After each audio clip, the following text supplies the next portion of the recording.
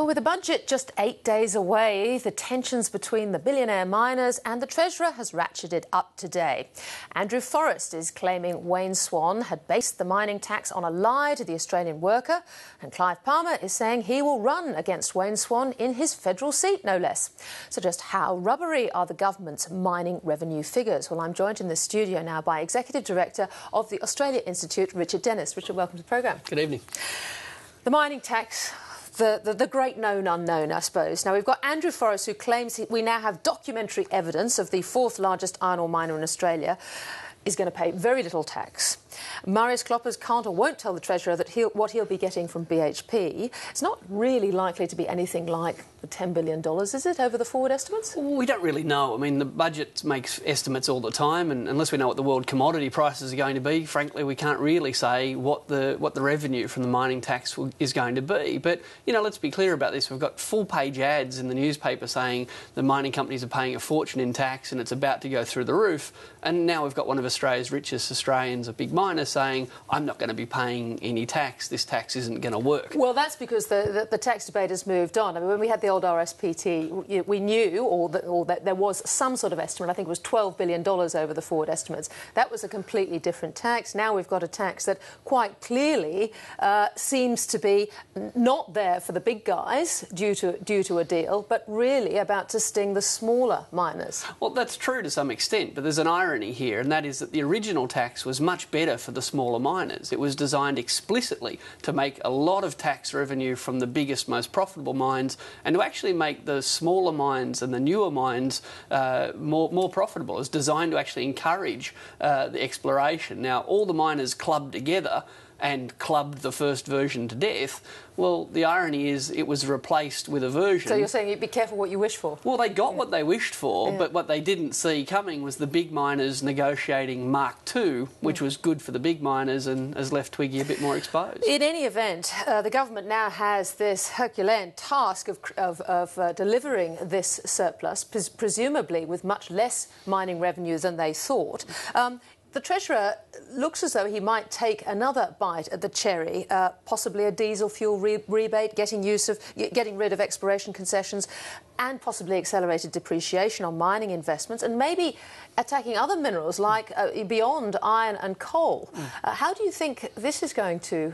what sort of response do you think this is going to have? Oh, a predictable response from the miners, presumably, but, you know, good economics, good policy, and, you know, if of all the things you could do at the moment to achieve a bigger budget surplus, taking money from the sector of the economy that's booming, taking some of the subsidies away that are stimulating all this massive amount of investment makes good sense. Because so you don't buy the argument that riding this boom hard is the right way to go, and if you start pulling money away from it, then investment decisions which might be removed from Australia in favour of other countries around the world means that Australia might lose out? No, not at all. And let's be clear, the reason the Reserve Bank has had interest rates high is it's been trying to discourage some forms of investment in Australia. Really, the question is, do we want to bet the house on the mining boom and a subsidised house at that, or do we want to try and get some balance into the economy? So I think the easiest way for the government to slow down the mining boom, which doesn't mean destroy it, it means slow its rate of growth and get the budget back into surplus, is to look at the billions of dollars in subsidies they're giving. So you see that the mining sector being given a lot more subsidies than the manufacturing sector? Oh, absolutely. I mean, we had this phony debate about $500 million for the car industry in January, February. What does it mean about Australia? Are we protectionist or are we free trade? Well, there's billions of dollars in subsidy for a mining industry that's at the top of its game. But that would include the diesel fuel rebate, wouldn't it? Absolutely. And which I don't think... I mean, the Productivity Commission doesn't include the diesel fuel rebate in... Well, it's been in the Treasury's tax expenditure statement forever. It's only now that it looks like they could lose it that we're going back in history here. All right. Well, there's been much courting of business by this government in any event. And it looks as though that there may be some super profits in the budget, tax on super profits of another kind, and that is stripping out the super tax concessions for those earning over $300,000 a year. Now, that industry, people like John Brogden have come back and said that this is a concern because, firstly, it opens the door to the bracket between 180,000 and 300,000. And secondly, is yet another change to this super industry causing, uncertainty. Oh, uncertainty. I don't know how they do it. Look, this is an incredibly large industry. It spends a fortune lobbying politicians, and it's in there asking for change all the time. The industry loves change that's good for it.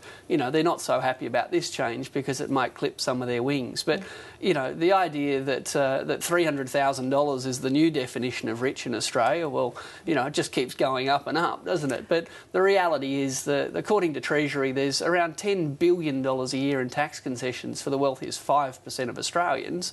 This is a very small clawback of that. And look, I'm all for means testing, and this is just means testing of some superannuation concessions. What chance do you think the government has of getting a number of these budget measures through? I mean, you've worked for parties which have had the balance of power, the Greens, the Democrats. For example, Tony Windsor doesn't support a diesel fuel rebate, I don't think, or the removal of it from the mining industry. Look, it's minority government, and they need to negotiate the passage of their legislation through both houses of Parliament. The governments have always had to negotiate, or nearly always, with the Senate. So, look, I'm sure that the independents and the Greens have got their pencils out at the moment, taking some pretty serious notes, and the government's going to have to work hard to get most of its agenda through, but they're going to pay a price that's probably a bit higher than what they announce on budget night. It's going to be a great big sticky process. Thank you, Richard Dennis, very much for joining us. Thank you.